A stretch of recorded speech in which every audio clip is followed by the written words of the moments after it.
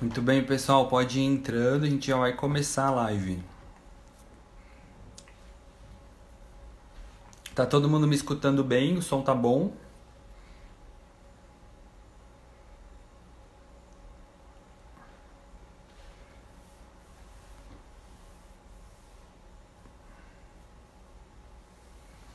Que legal, o pessoal já tá entrando. Queria saber se o pessoal tá conseguindo me escutar bem. Escreve que sim aí nos comentários. Ah, muito bom. Show de bola. A gente já vai começar, pessoal.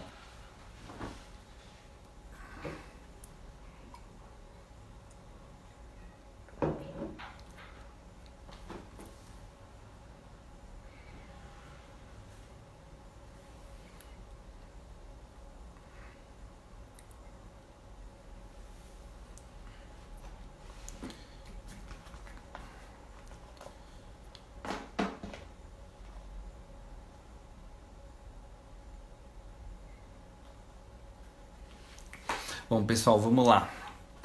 Deixa eu tirar aqui.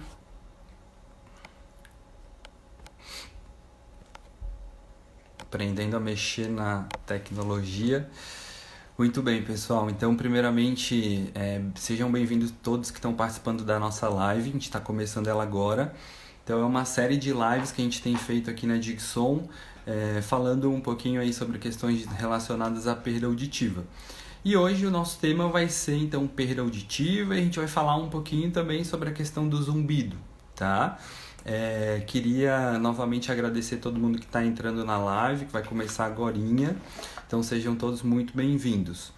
Esse tempo de pandemia é muito bacana, né? Porque a gente está tendo essa oportunidade agora de usar ferramentas que vieram para ficar, né? Então acho que essa questão das lives, elas realmente vieram nesse tempo agora mais forte aí que apareceu a questão do coronavírus, mas realmente é algo que vem para ficar. E a ideia da live aqui hoje é a gente realmente trazer informações de qualidade, né? Então, a minha convidada hoje é a doutora Fernanda, que é otorrinolaringologista, tá? E a ideia é que a gente converse, eu vou fazendo algumas perguntas para ela sobre perda auditiva, sobre zumbido, e vocês vão participando junto comigo, tá bom? Então, eu queria que ficasse algo bem aberto. A gente não vai estar disponibilizando a legenda hoje na live, mas amanhã já vai estar no YouTube também da clínica.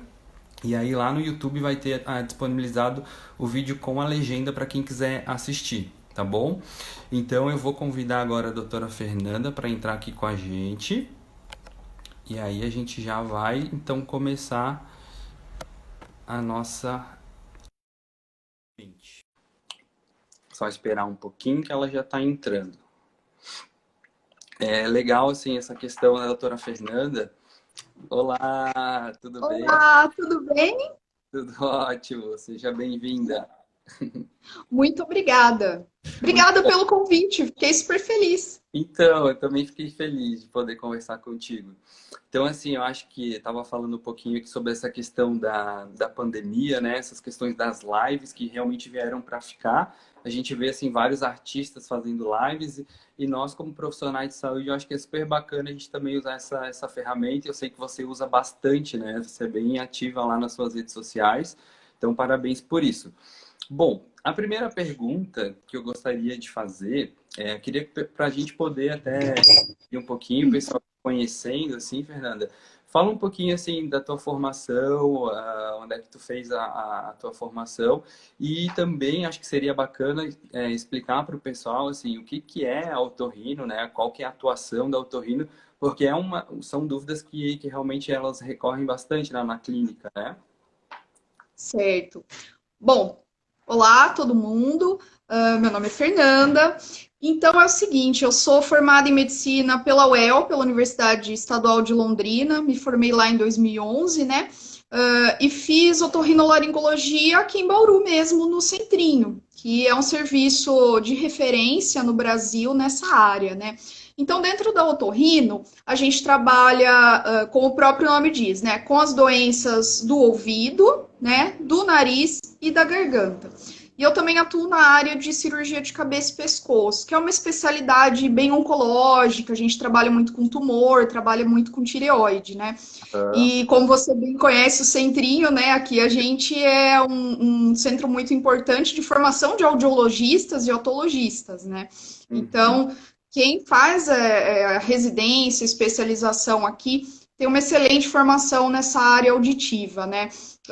Isso no Centrinho eu acho assim sensacional, né? Sim, muito bom. Realmente é um lugar de referência, né? Muito bacana. Sim. E por que que tu escolheu a otorrino, assim? Foi algo que já foi desde o início, porque a medicina ela tem várias áreas, né?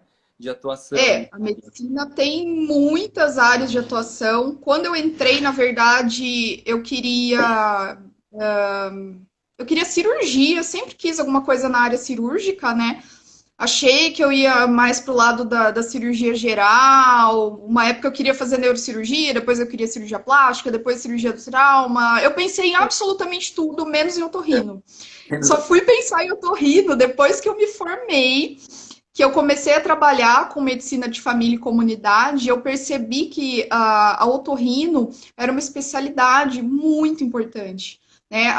Eu tinha muita demanda, os pacientes precisavam muito do especialista. E foi mais ou menos nessa época que eu fiquei sabendo que o Centrinho tinha residência em otorrino. Eu não sabia que eles ofereciam essa especialização. E eu fiquei interessada na mesma hora, né? Porque a gente que é daqui, a gente conhece a fama do Centrinho, e na hora que eu fiquei sabendo, eu falei, nossa, eu preciso fazer especialização lá. E aí eu comecei a entender, assim, um pouquinho melhor sobre a especialidade. Ah, que bacana, muito bom. Bom saber da tua história. Bom, vamos lá. O nosso tema da live aqui hoje, então, é a perda auditiva, né? A gente sabe que a perda auditiva engloba aí vários aspectos, é um tema bem geral. E a gente vai falar também um pouquinho sobre o zumbido, certo? E, assim, algumas estatísticas mostram pra gente que no Brasil hoje a gente tem mais de 28 milhões de pessoas com perda auditiva, segundo aí dados da Organização Mundial da Saúde, né? No mundo chega a quase meio milhão de pessoas, e a estimativa é que em 2050 a gente pode ter aí quase 1 bilhão de pessoas com perda de audição, né? Então é algo que realmente a gente tem que ter uma atenção muito grande falando sobre esse tema, né? E a gente sabe também perda auditiva, né? E eu queria que você me falasse um pouquinho assim, quais são as principais causas, falasse para o pessoal sobre as principais causas da perda auditiva. Bom, uma das principais, se não for a principal causa na nossa prática diária, é a idade, né? Então, a perda auditiva relacionada à idade, que a gente chama de presbiacusia, certamente está entre as causas principais, se não a principal, né? Que a gente atende aí todo dia. Então, esse dado de aumento das perdas auditivas no mundo, muito está relacionado com o envelhecimento da população, que é esperado, né, que a gente tenha mais casos de perda auditiva conforme a gente vai tendo uma população mais envelhecida, né? Então, Uhum. esse daí, com certeza, é um fator muito importante. Mas existe outro fator importante que a gente precisa levar em conta no aumento da incidência da perda auditiva, que é a exposição ao ruído. Não só ruído ocupacional, de trabalho, no ambiente de trabalho, mas ao ruído associado ao lazer. Uhum. Então, muito paciente jovem que usa bastante fone auditivo, né? Fone de ouvido para ficar ouvindo música, ou vendo série, filme, e faz isso com volumes muito altos, né? Então, isso também está aumentando a incidência de perda auditiva em populações mais jovens, né? Mas a gente tem muitas outras causas, né? Existem as causas genéticas, então tem criança que já nasce com perda auditiva, com perdas profundas, muitas vezes. Existem as infecções de ouvido, a gente tem vários tipos de infecção de ouvido, né? E principalmente nos casos crônicos, de otite média crônica, a perda auditiva é muito presente também, né? Temos os traumas, né? Os acidentes, as perfurações timpânicas, as próprias sequelas de cirurgia, né? Então, perda auditiva é um assunto extenso porque tem muitas causas diferentes, né? Isso mesmo, muito legal. Falando um pouquinho sobre as otites, né? Ali a gente abriu durante a semana para o pessoal fazer algumas perguntas e tal. E aí uma das perguntas que estavam, um dos temas que mais o pessoal trazia de curiosidade era sobre as otites, né? Que são as infecções no ouvido. Então a gente sabe que é um público bem grande com otite são as crianças, né? Mas ela também acontece nos adultos. E aí, assim, eu queria te perguntar, de uma maneira mais geral mesmo, assim, a gente poderia dividir a otite em externa e em uma otite média, certo? E eu queria que você explicasse para o pessoal, assim, qual que é a principal diferença entre elas, né? E quais que são os sintomas que os pais ou quem está nos ouvindo agora deveria estar atento sobre as otites? Bom, para a gente falar sobre isso, é importante só a gente relembrar a anatomia, porque aí fica muito mais fácil. Por que que é otite externa e otite média? Por causa da anatomia do ouvido. Então, a orelha externa é essa parte aqui, a cartilagem da orelha por fora, o pavilhão auricular, o conduto, que é o canal, até o tímpano. Então, infecções nessa região, então na região aqui da cartilagem externamente e do conduto, do canal auditivo, da pele, da cartilagem lá por dentro, são otites externas. Essas otites, elas estão muito relacionadas à exposição à água, por exemplo, então elas são mais comuns em nadadores, elas são mais comuns no verão, quando as pessoas dão mais mergulhos, né? Até por conta do tempo mais úmido também. Geralmente a otite externa, ela pode doer ou não. Às vezes ela causa uma dor, mas uma dor um pouco mais leve, né? O principal sintoma é inchaço, dor e secreção. Então, a otite externa, geralmente, o paciente consegue perceber um pouquinho de secreção no ouvido, né? Já a otite média, ela ocorre no ouvido médio. Então, o ouvido médio é do tímpano e da cavidade timpânica, que fica atrás do tímpano, que é onde ficam os ossículos da audição, né? Essa é uma cavidade preenchida, normalmente preenchida por ar. Então, quando a criança tem aquele quadro de dor de ouvido muito intensa e que a gente não consegue ver secreção aqui por fora não parece ter nada muito alterado, e que ela tem febre, que fica bem prostradinha, normalmente isso é um quadro de otite média aguda, né? Nesses casos, qual que é a principal diferença, né? Especialmente no tratamento, a otite média aguda, ela responde muito bem com antibiótico via oral.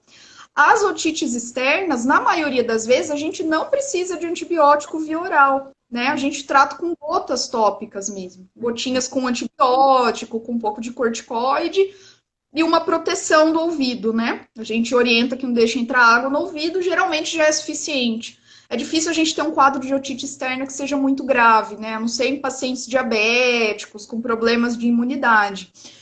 Já a otite média aguda, ela complica com uma frequência um pouquinho maior, né? Então, ela pode complicar com alguma perfuração timpânica, ela pode complicar com paralisia facial, por exemplo, em casos extremos, até com meningite. Uhum. Ah, legal, muito bom. Até assim você comentou sobre a perfuração timpânica, né? Uma das pessoas também perguntou sobre esse tema, assim. E a pergunta era, né, qual que é a causa mais comum das perfurações, quais são as causas, e também se quando que é indicado a cirurgia, assim, que em alguns casos ela ficou com essa dúvida de que tem indicação, não tem, né? Tem duas principais causas de perfuração, né, no dia a dia. A primeira, que é a que as pessoas mais se lembram, né, mas que não é, nem sempre é a mais comum, é a traumática. Então, geralmente é o espertinho que vai lá com o cotonete, né? Então, eu sempre falo para os pacientes, para eles se lembrarem que o conduto, gente, do conduto até o tímpano, não é 15 centímetros, não, gente. É isso aqui, ó, é 2,5 centímetros. Então, não é difícil o cotonete encostar no tímpano. E um segundinho de distração, aquilo ali vai perfurar. Claro que existem outras causas de perfuração também, acidentes, né? Às vezes até em brincadeiras bobas, de colocar assim a mão no ouvido. Eu conheci uma vez uma paciente que o namorado dela foi beijar ela, assim, ele deu um beijo que fez uma super pressão no ouvido e perfurou o tímpano dela. Então, essas causas mais... Quando é por trauma, por acidente, a maioria das vezes a perfuração acaba fechando sozinha, porque é um ouvido saudável. Então, ele cicatriza, ele epiteliza com mais facilidade, mesmo com aquelas perfurações que não são tão grandes. Então, com um certo cuidado, né, não deixando entrar água, a maioria acaba voltando ao normal.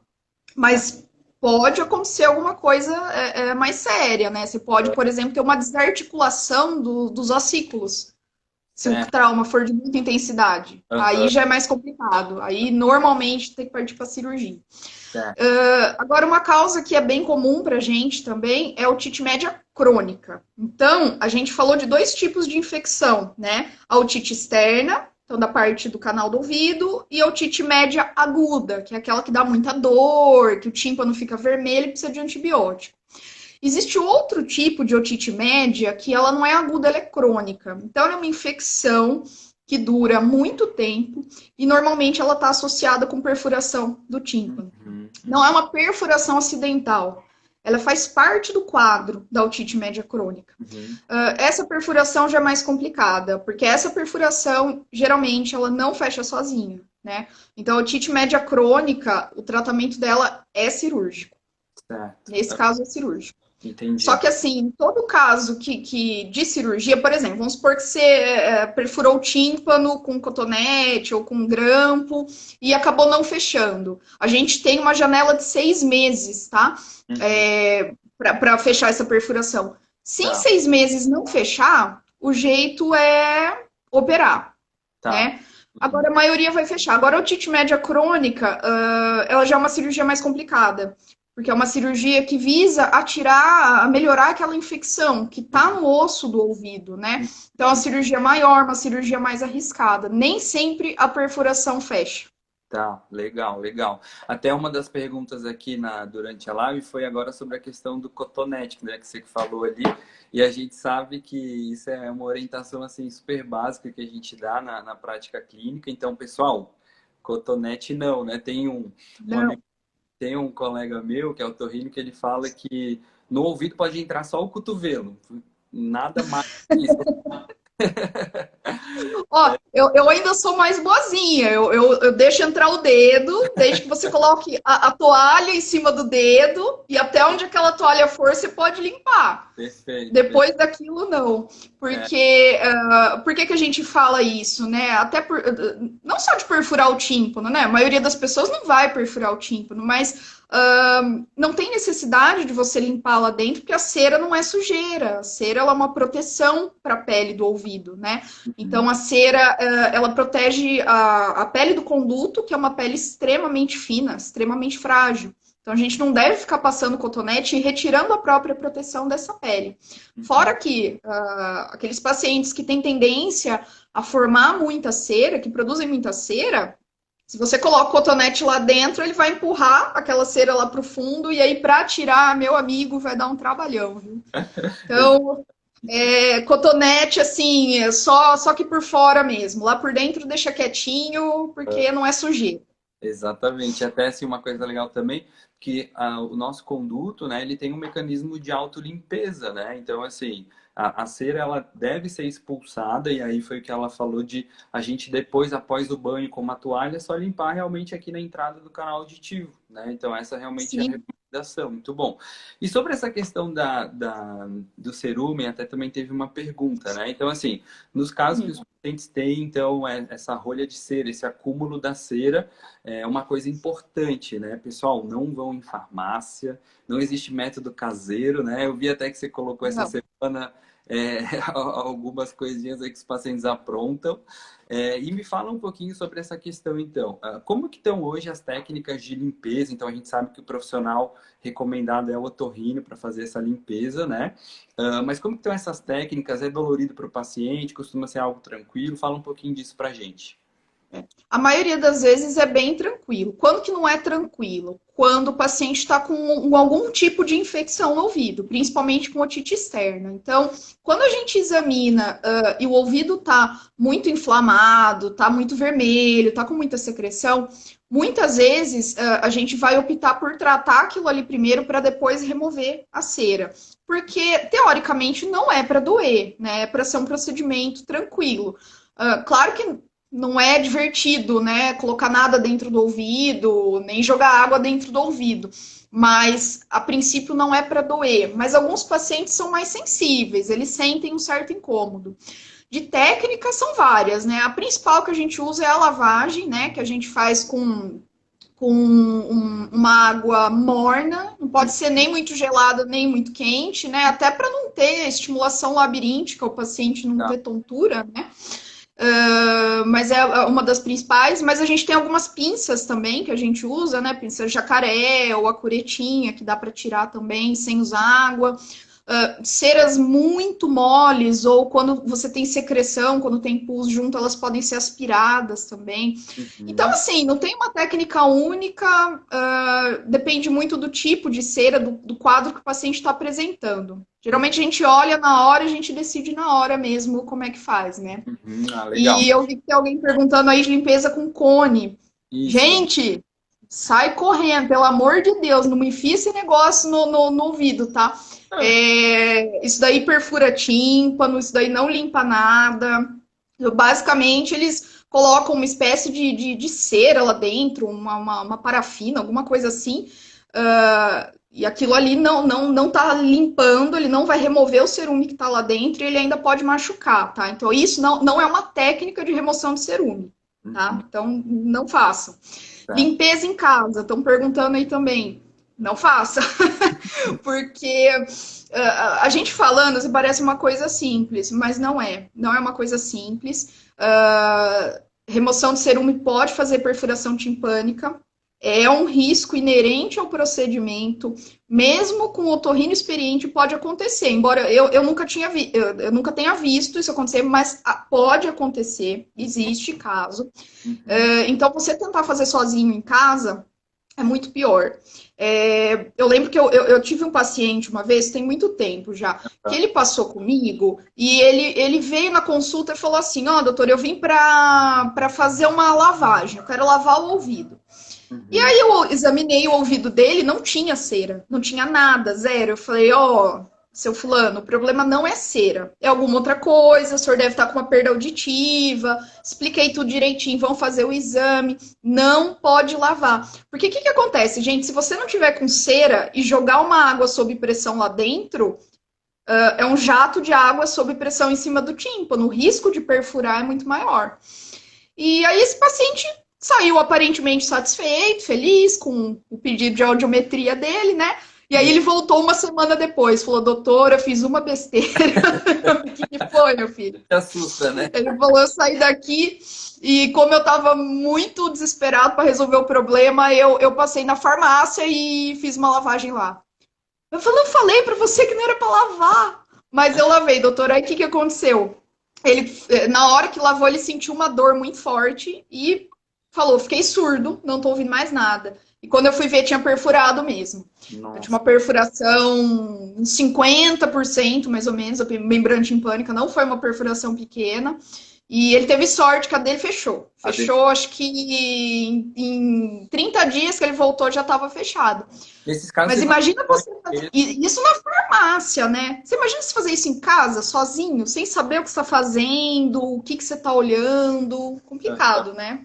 Esses Eu não casos recomendo, não. de perfuração, esse caso que você comentou, por exemplo, você vai acompanhando ele ali por uns 6 meses até esperar o tímpano ver se reage, é isso? É. Aí, Uhum. se em 6 meses não tiver reconstituído, tiver perfurado ainda, aí a gente indica a timpanoplastia, né? Que é Uhum. a cirurgia para tentar fechar a Perfeito. perfuração. Perfeito. E uma outra coisa também interessante é sobre os corpos estranhos, né, dentro do canal auditivo aí. Eu sei que eu vi também você comentando sobre isso essa semana, achei interessante, assim. O que deve se o paciente, né, descobrir que tem um corpo estranho, tem um inseto, tem um objeto, alguma coisa dentro do ouvido, assim. Qual que é a recomendação, principalmente para os insetos? Ó, inseto é assim. Quando entra um inseto dentro do ouvido, essa é uma situação um pouco dramática, porque um bicho vivo lá dentro é uma das piores situações que uma pessoa pode passar, em termos de dor e de aflição. Aham. Então, é um dos únicos casos na otorrino que a gente vai pedir para pôr alguma coisa dentro do ouvido. Porque inseto vivo lá dentro precisa ser imobilizado o mais rápido possível. Você pode fazer isso com um pouco de álcool, pode fazer com óleo Johnson, óleo de amêndoas, né? Qualquer olhinho aí que tiver em casa, ou com vaselina líquida, mas algum líquido para que imobilize aquele inseto, que ele pare de mexer lá dentro. Porque Uhum. aí já vai melhorar a questão da dor e vai diminuir a chance de machucar. Mas Uhum. nunca, jamais tentar tirar corpo estranho do ouvido sozinho. Porque tem gente que, mas eu tô vendo, vou pegar uma pinça. Gente, não pega pinça, não põe nada lá dentro, porque a chance de machucar é grande. Essas coisas têm que ser feitas por um profissional, tem que ser feitas no hospital, né? Uhum. Muitos pediatras conseguem fazer isso no pronto-socorro, estão habituados com crianças que colocam coisa no ouvido ou no nariz, né? Mas às vezes acaba tendo que chamar o otorrino, sim. Uhum, que bacana. Então, assim, basicamente, é procurar um serviço de urgência. Tá, legal. Tem bastante gente fazendo pergunta, assim, e algumas coisas a gente não vai conseguir responder aqui, mas a gente pode ir respondendo depois. Mas tem uma pergunta aqui interessante, ó. Para pacientes que têm otite aguda e não têm acesso à consulta com otorrino imediato, o que devem fazer para aliviar as dores fortes? Olha, nunca, jamais pingue nada no ouvido que não tenha sido um médico que prescreveu. Eu sei que às vezes a tentação é grande, tem sempre aquela avó lá para falar, põe óleo quente com alho. Não põe nada, porque se o seu ouvido estiver perfurado e você colocar certas substâncias lá dentro, você pode ter uma perda auditiva importante. Então, dor de ouvido, duas coisas. Ou você vai tomar um analgésico que você está acostumado, tá? Então, por exemplo, sempre que eu tenho dor, eu tomo dipirona, né? Eu sei que eu não sou alérgico, que eu posso tomar. Toma um analgésico. E o que você pode fazer também é uma compressinha quente aqui por fora. Pode pegar um paninho quente ou essas bolsas térmicas e colocar aqui nessa região que costuma dar uma boa aliviada. Mas nunca pingar nada lá dentro por conta própria. Uhum, bacana, muito bom. Vamos falar um pouquinho sobre zumbido, pessoal. Eu sei que zumbido é um desafio aí na nossa prática, né? Não sei como é que é aí para você, mas assim, acredito que isso é uma realidade mundial, né? Então, assim, alguns dados de que no Brasil a gente tem mais de 44 milhões de pessoas com zumbido, né? E a gente sabe que o zumbido, em 90% dos casos, assim, ele está relacionado ali com uma perda auditiva, mas existem várias causas, né? A gente sempre fala que o zumbido não é uma doença, ele é um sintoma, e aí ele pode estar associado a muitas causas, né? A primeira coisa que eu queria te perguntar é a seguinte: tem alguns profissionais que eu já ouvi de alguns pacientes me falarem assim, eu fui em tal, no fulano, e ele falou para eu ir acostumando com esse zumbido porque não tenho o que fazer, né? Então eu queria saber primeiro a sua conduta. Você acredita que é possível a gente trazer uma melhora para o paciente, né? A primeira pergunta. E que você falasse um pouquinho para a gente, assim, quais que são as principais causas, só para o pessoal ir inteirando um pouquinho do assunto também. Esse é o tipo de coisa que eu nunca falo para o meu paciente. Uhum, Então, assim, eu nunca vou falar para um paciente: olha, não tem o que fazer, você vai ter que acostumar com esse zumbido, tchau. O zumbido, ele é um sintoma muito difícil de ser tratado, mas existem opções e a gente tem que dar essas opções para o paciente. O importante é falar que é difícil, é demorado. Zumbido não é uma coisa que você vai resolver de uma semana para outra, na maioria das vezes, né? Mas eu não falo esse tipo de coisa, que eu não concordo com essa abordagem, tá? Embora ela não esteja totalmente errada. Eu vou falar por quê. O zumbido, na prática, para mim, o que aparece mais são zumbidos associados com as perdas auditivas relacionadas à idade. Então, aqueles pacientes que, principalmente, que têm perdas em frequências agudas, perdas bem pronunciadas, lá a partir de 3, 4 kHz, né? uhum, E pacientes com transtornos metabólicos. Então, paciente que está com distúrbio, principalmente no metabolismo de carboidrato, então pré-diabetes, hipoglicemia reativa, diabetes, são pacientes que também têm bastante zumbido. E geralmente pacientes assim, extremamente ansiosos, ou que estão que têm depressão há muitos anos, de difícil tratamento. Então, pacientes com transtornos psiquiátricos, eles têm uma piora desse zumbido também. Né? Mas assim, a gente tem que diferenciar, sempre que eu falo para os pacientes é o seguinte: o zumbido, a gente tem que diferenciar onde ele é gerado e onde ele é percebido. Porque a chave do tratamento está aí também. Então, se o zumbido é um sintoma, ele não é uma doença, ele é sintoma de alguma coisa, né? Sintoma do quê? Geralmente é sintoma de algum problema auditivo. Maioria das vezes, alguma perda auditiva, né? Mas você pode ter otosclerose, por exemplo, que é uma doença óssea da cápsula interna, né? Você pode ter esses zumbis de origem metabólica, você pode ter problemas musculares, pode ter contrações musculares nos músculos do céu da boca ou nos músculos microscópicos lá da orelha média, né? A mioclonia do estapédio, por exemplo. Então, em primeiro lugar, você tem que saber onde ele está sendo gerado. Porque se você sabe a causa e você trata essa causa, muitas vezes ele vai melhorar.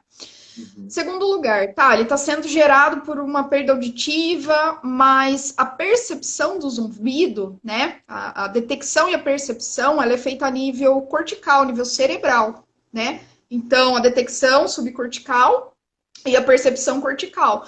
Ou seja, se a gente tem influência dos mecanismos cerebrais, se esses mecanismos não estiverem bem ajustados, você pode ter uma piora desse zumbido, você vai percebê-lo mais, né? Por outro lado, é uma chave para o tratamento também. Se você conseguir fazer ajustes nessa rede cerebral, você conseguir trabalhar com a neuroplasticidade, você pode melhorar também.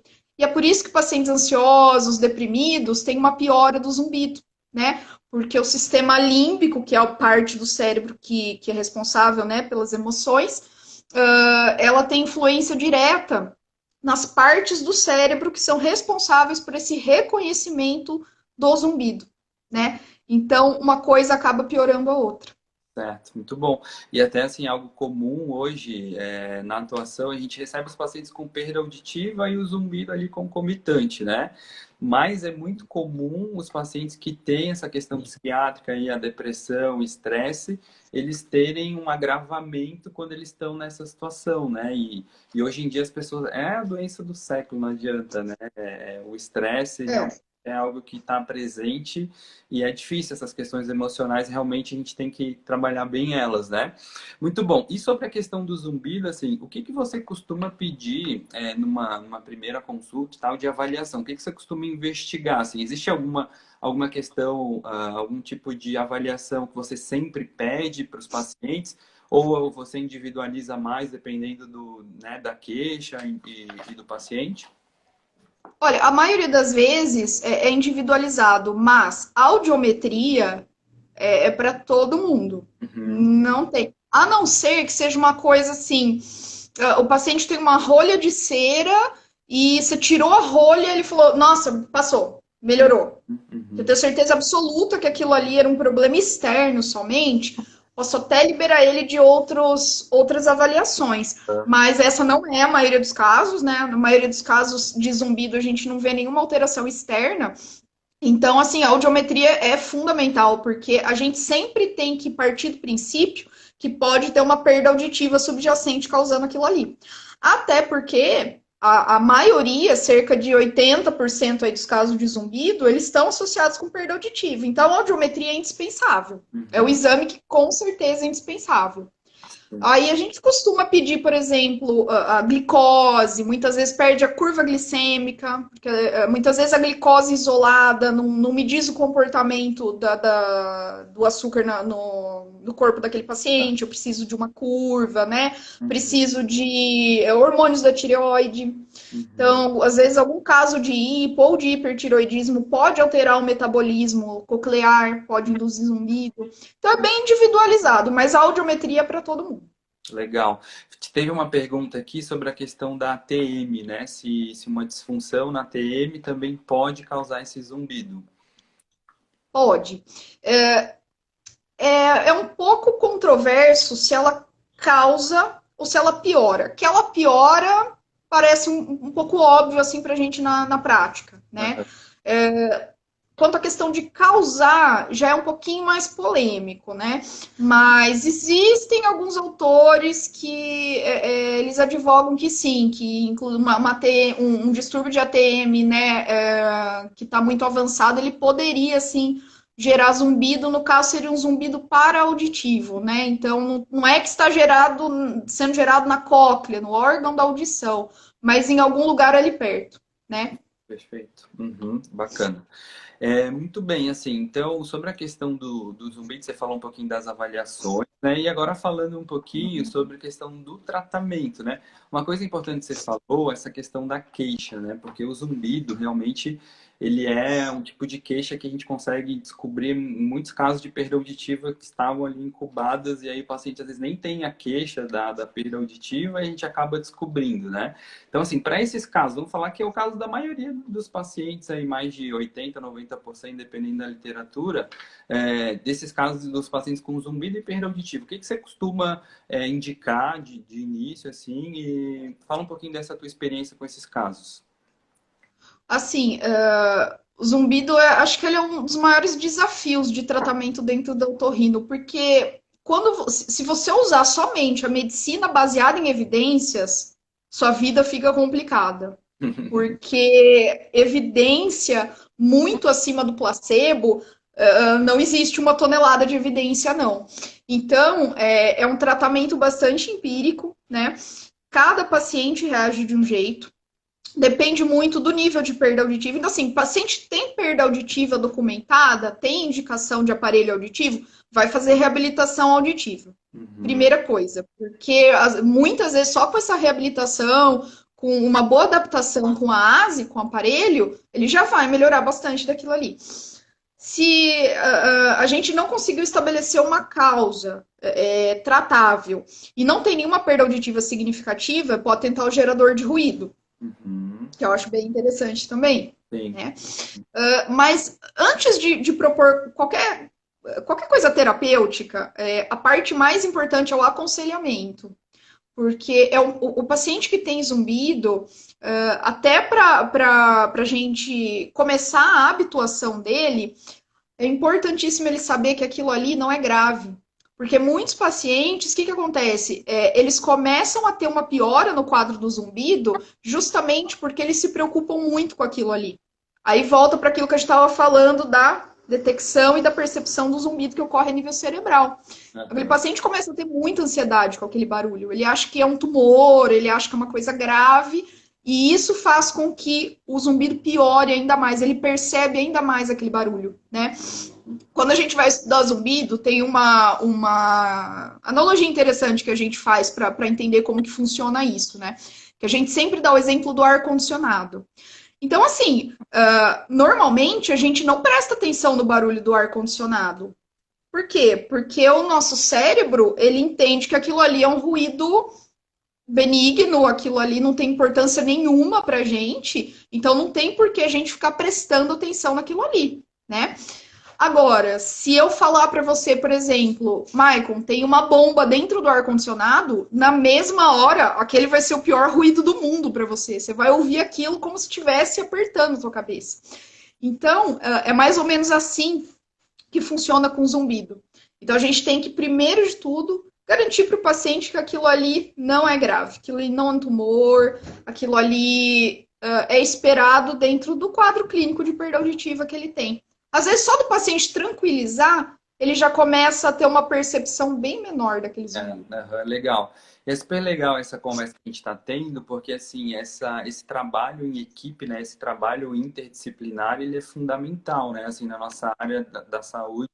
Então, assim, a gente acaba atuando mais na área da reabilitação auditiva e a nossa experiência com a reabilitação para os pacientes com perda auditiva e zumbido, assim, é uma experiência bem positiva, assim, sabe? Então, a gente costuma ter resultados, assim, muito, muito, muito legais, assim.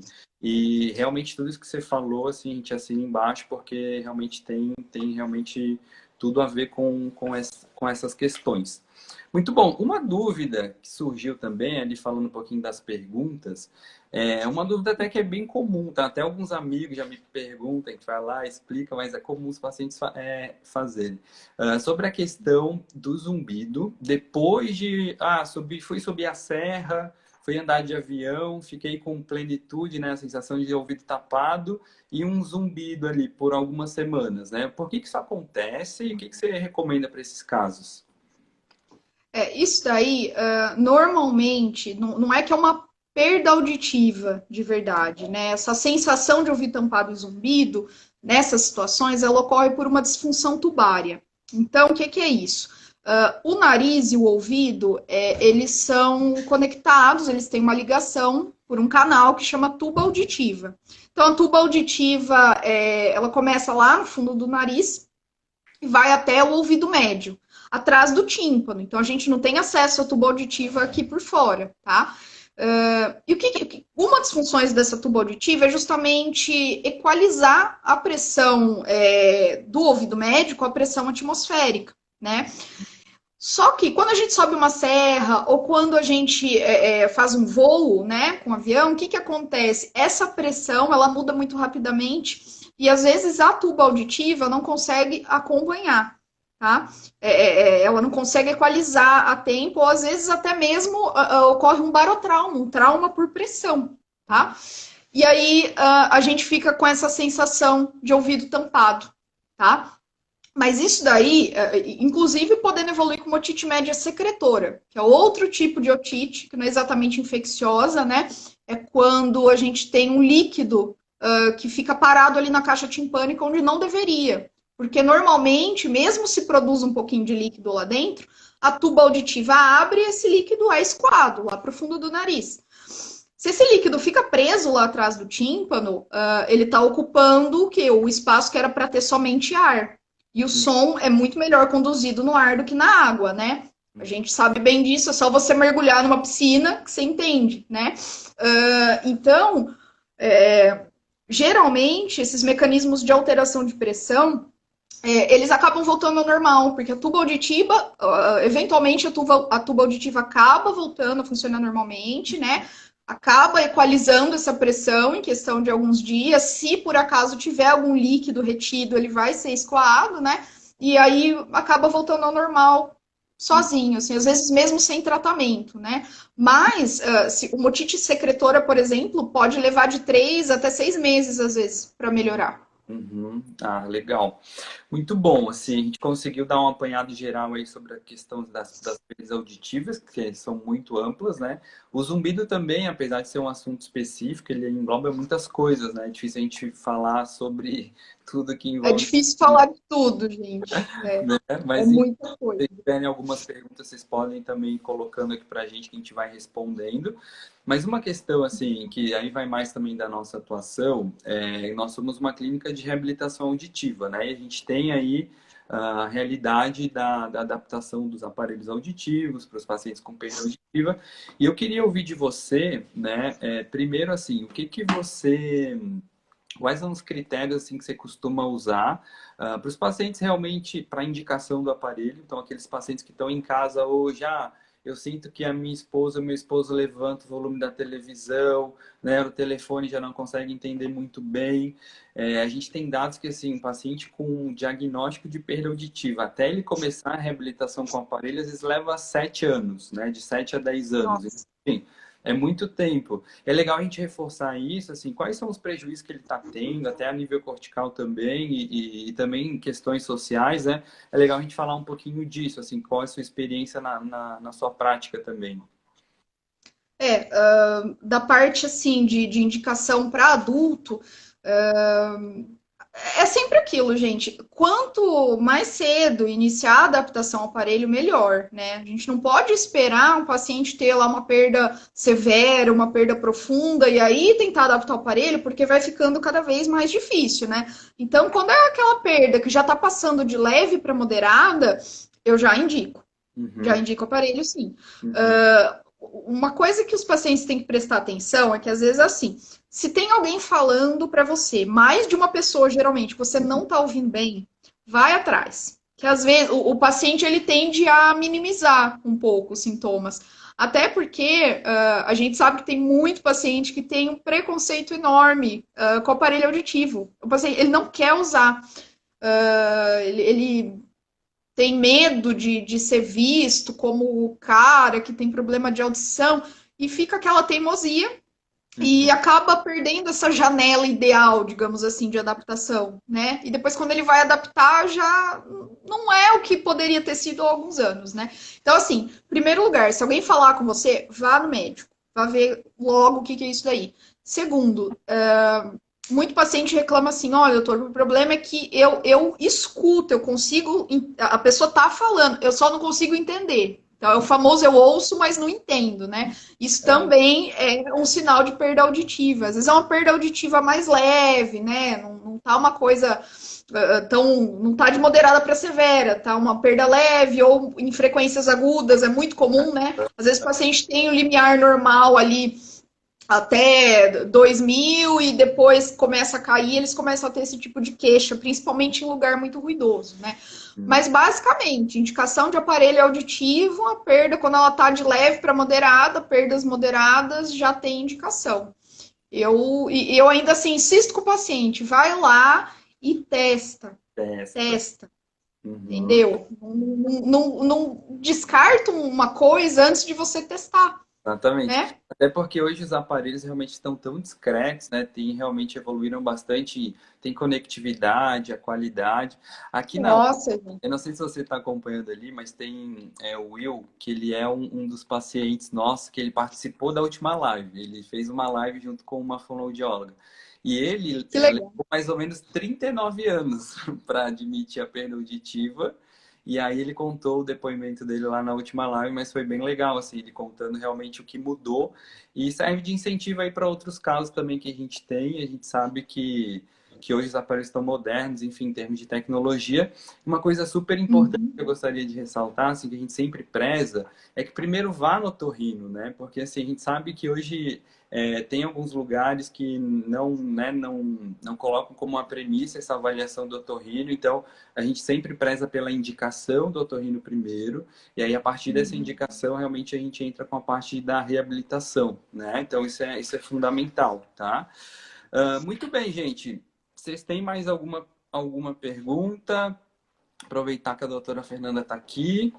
Acho que a gente Ah, conseguiu. que legal, né? Que a gente não falou sobre os problemas gerados por não reabilitar. É. Então, o paciente que não reabilita, por mais que ele, dentro de casa, para ele tá bom, ele põe o volume da TV lá no 85 e para ele tá bom, ele vai acabar tendo problema. Porque como é que esse paciente vai conseguir socializar? Como é que ele vai conseguir conversar com mais de uma pessoa ao mesmo tempo? Fica muito difícil. Então, o paciente com deficiência auditiva não reabilitado, ele tende a se isolar.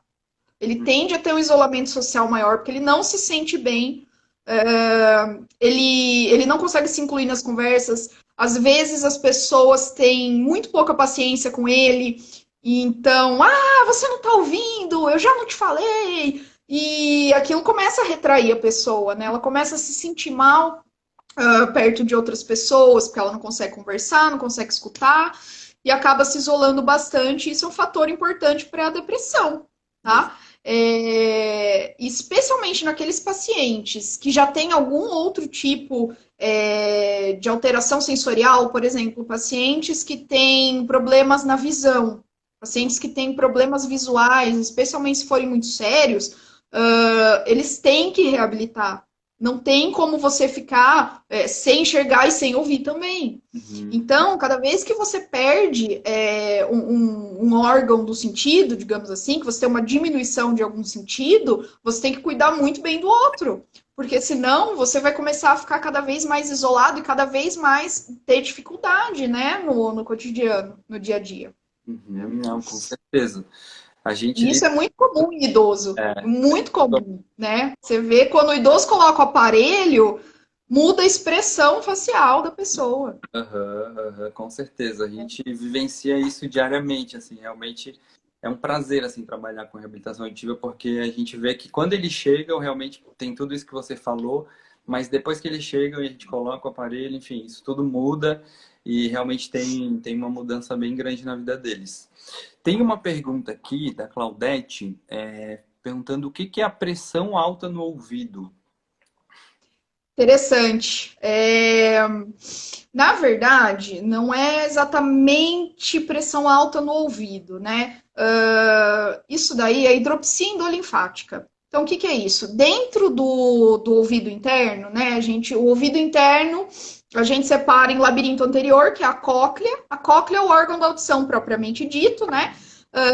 E o labirinto posterior, que é o vestíbulo e os canais semicirculares, que é o órgão do equilíbrio, né?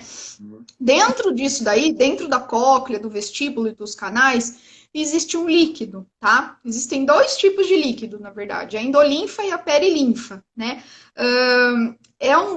Esses líquidos, sabe o líquido cefalorraquidiano, que é o líquor, que é o líquido que fica, né, entre a medula, entre o cérebro? É como se fosse esse líquido, mas não é exatamente a mesma coisa. A composição química dele é diferente. Uhum. Mas é um líquido que é produzido e que é reabsorvido numa taxa normal, fisiológica. Em alguns pacientes, ou porque ele está sendo produzido em excesso, ou porque ele não está sendo absorvido como deveria, ele pode aumentar a pressão, né, dessa endolinfa lá dentro do ouvido interno, tanto da cóclea quanto do vestíbulo. E isso daí é o que é a causa da síndrome ou da doença de Meniere, né? Então, a hidropsia endolinfática pode causar tontura, pode causar, né, as vertigens, pode causar perda auditiva, pode causar zumbido. E isso daí ela tem um diagnóstico próprio, né? Por isso que, assim, gente, labirintite, zumbido, perda auditiva não é tudo a mesma coisa. Existem muitas causas, existem muitas doenças, e é por isso que a avaliação do otorrino é importante. Porque, às vezes, a questão não é somente reabilitar. Tá, aquele paciente, pode ser que ele precise de um aparelho auditivo, alguma reabilitação, mas ele precisa ter um diagnóstico, né, correto, certeiro, porque muitas coisas têm tratamento e elas pioram sem o tratamento, Uhum. né? É a regra, assim, teve algum problema, alguma queixa, procure um profissional, né, especializado, da sua confiança, que realmente não tem uma alternativa melhor para ser feita, né? Muito bom, muito bom. Acredito que, ó, já fazem 50 minutos que a gente está online, a gente conversou com bastante coisa. Nossa, Pois é, o tempo passa, né? A gente conversa passa rápido nessas lives. bem rápido. Muito bom, foi um prazer, Fernanda, te ter aqui. Acho que foi muito legal poder tirar as dúvidas, conversar contigo. Espero que a Foi gente ótimo. tenha outras oportunidades, né, de poder conversar sobre isso, que é algo que a gente gosta muito de falar. E, enfim, seja bem-vinda aí, se tiver outra oportunidade para a gente poder falar sobre perda auditiva. Com certeza, pode me chamar. Foi muito bom. Que legal, muito bom. Tchau, pessoal. Então, até a Tchau, próxima. gente. E ó, Prazer. esqueçam que a legenda, amanhã vai ter um vídeo disponível, o nosso vídeo com legenda no YouTube para todo mundo poder acompanhar também, tá bom? Tchau. Muito legal. Tchau, gente. Tchau.